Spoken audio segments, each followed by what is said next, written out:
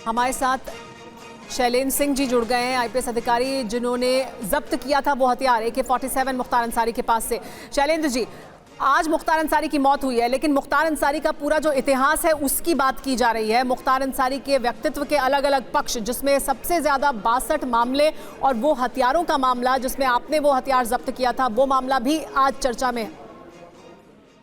बात सही है। अभी पता चला उनकी हार्ट अटैक से मौत हो गई। तो किसी की मौत पे मुझे ज्यादा नहीं बोलना है, लेकिन मुझे जब मैंने ये सब पकड़ा था, लाइट मशीन गन AK-47 नहीं बल्कि लाइट मशीन गन थी जी।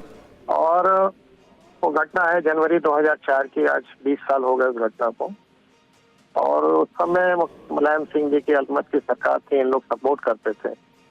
बाद में मेरे ऊपर दबाव पड़ा कि नहीं, आप इस केस को बदल दीजिए, मुख्तार का नाम हटा दीजिए। जो मैं नहीं तैयार हुआ तो लास्ट में नतीजा हुआ कि मुझे इस सर्विस से त्याग पत्र देना पड़ा।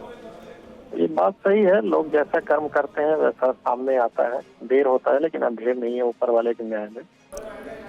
बहुत से लोगों की दुआएं बददुआएं रही होगी, लगी होगी जिनके साथ इन लोगों ने अन्याय किया होगा, और वो सब आज सामने है। डर डर के लास्ट समय में इन्होंने जेल में काटा।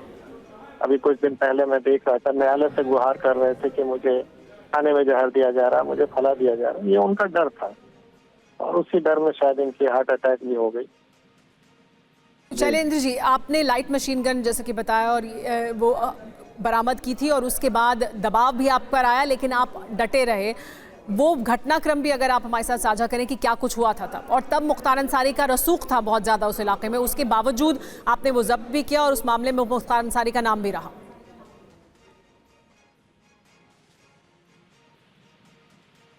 ये सही बात है कि उस समय लाइट मशीन गन हमने पकड़ा था, और ये लाइट मशीन गन गवर्नमेंट के परमिशन से हम लोग सुन रहे थे, इनके ऊपर केस था।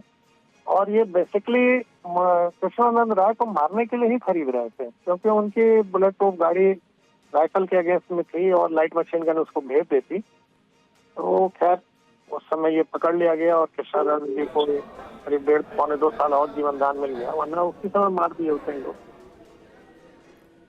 जी जी शैलेंद्र जी, लेकिन किस तरह का दबाव आपके ऊपर आया और क्या कुछ हुआ वो भी अगर आप बताएं हमें। स्वाभाविक है, मैंने कहा ना कि मुलायम सिंह की अल्पमत की सरकार थी, उस समय वो CM थे। 2003 में मायावती जी की सरकार को तोड़ के उन लोगों ने अपनी सरकार बनाई थी और मुख्तार जैसे लोग उनको सपोर्ट कर रहे थे। तो उन लोगों की तरफ से मेरे पर यही दबाव पड़ा कि भाई मुख्तार का नाम निकाल दीजिए। तो मैंने कहा ये कैसे संभव है, FIR मैंने स्वयं लिखाई है, सब कुछ शासन के परमिशन से पकड़ा है, मीडिया में भी चल रहा है, और FIR कैसे बदल सकते हैं या इनका नाम निकाल सकते हैं। तो मैं राजी नहीं हुआ। लास्ट में 15 दिन बाद मुझे रिजाइन भी करना पड़ा दबाव में। ये घटना थी। लेकिन आपने वो समय भी देखा है जब आपने वो मशीन गन बरामद की और उसके बाद तब ये दबाव आया कि नाम भी हटाया जाए, और फिर अब ये समय भी तब जबकि मुख्तार अंसारी और उनके परिवार द्वारा कहा जा रहा था कि जान को खतरा है, जहर दिया जा सकता है। हाँ, बिल्कुल सही बात है। देखिए, निजाम बदलता है तो शासन प्रशासन भी सख्त हो जाता है। 3 साल पहले आपने देखा कि जिस पंजाब जेल में मुख्तार अंसारी ऐश कर रहा था, वहां से किस तरह इसको घसीट के व्हील चेयर पर लाया गया, और पिछले कुछ समय महीनों में लगातार इस पे गवाहियां लोगों ने आके दिया और उस पे सजा 2-2 एक उम्र कैद की सजा हुई इसको।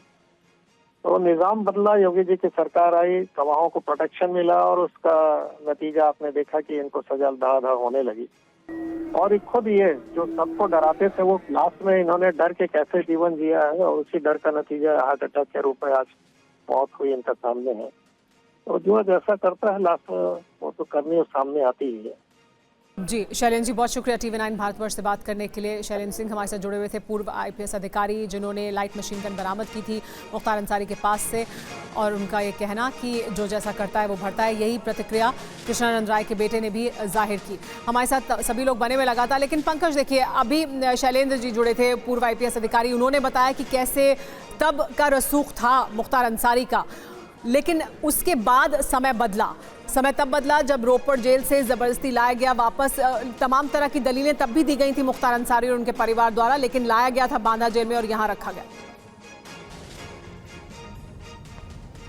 देखिए, वो कहानी भी बड़ी तिलस्मी थी, जो जिस तरीके से मुख्तार अंसारी बांदा जेल में था, बंद था, और वहाँ से अचानक से एक फर्जी मुकदमा हुआ पंजाब में, रोपड़ में, और ये सब मामला सेटिंग का था। जैसे जैसे यहाँ योगी आदित्यनाथ की सरकार में उस पर दबाव बढ़ रहा था, क्योंकि वो प्रिविलेजेज नहीं मिल पा रहा था उसे जेल में, वो जेल के अंदर रहता था, जेल के बाहर रहता था, तमाम सुख सुविधाएं मिलती थी। एक फर्जी मुकदमे में एक बिल्डर ने कराया और फिर वहाँ पर चला गया वो रोपड़, और रोपड़ में उसको पंजाब में वही सारी सुविधाएं मिल रही थी। उसके पंजाब में भी नहीं, देश के कई राज्यों में उसका एक ज़बरदस्त नेटवर्क था, बिहार से लेकर पंजाब, आसाम, वहाँ तमाम मिलिटेंट ऑर्गेनाइजेशन से भी उसके रिलेशन रहे। ये बात एसटीएफ, यूपी एसटीएफ कई बार साबित भी कर चुकी थी। और 2021 में सुप्रीम कोर्ट के दखल के बाद उसको, यानी मुख्तार अंसारी को, जब यूपी सरकार ने ज़बरदस्त पैरवी की, तब रोपड़ जेल से उसे लाया गया था। तब पहली बार हम सब ने वो वीडियो देखा था कि जब वहाँ रोपड़ से वो बाय रोड वो बांधा जा रहा था, तब वो पहली बार हमने देखा था कि व्हील चेयर पर मुख्तार अंसारी को हमने देखा था। उससे पहले जो कुंदन जिस तरीके का जिक्र कर रहे थे कि वो हट्टा कट्टा मूछो, रौबदार मूछों वाला मुख्तार अंसारी, उसकी एक छवि हमेशा जब तक वो रहा जेल के अंदर या बाहर, उसकी एक रॉबिन हुड की छवि रही है। तो मुख्तार अंसारी के बारे में जो लॉ एंड ऑर्डर से जुड़े हुए पुलिस अधिकारी, आईएएस अधिकारी हैं, उन सबके पास बहुत सारी कहानियां हों, वो राज मुलायम सिंह यादव का हो, वो राज मायावती का रहा हो, लेकिन मुख्तार अंसारी और अंसारी परिवार का दबदबा कभी भी कम नहीं हुआ। ये तो ये जो बीजेपी की सरकार आई है, उसके बाद से उस पर कानूनी शिकंजा कसा जाने लगा, और फिर हाल के 1.5 साल में करीब 8 अलग अलग मामलों में उसे अदालत से सजा हुई है।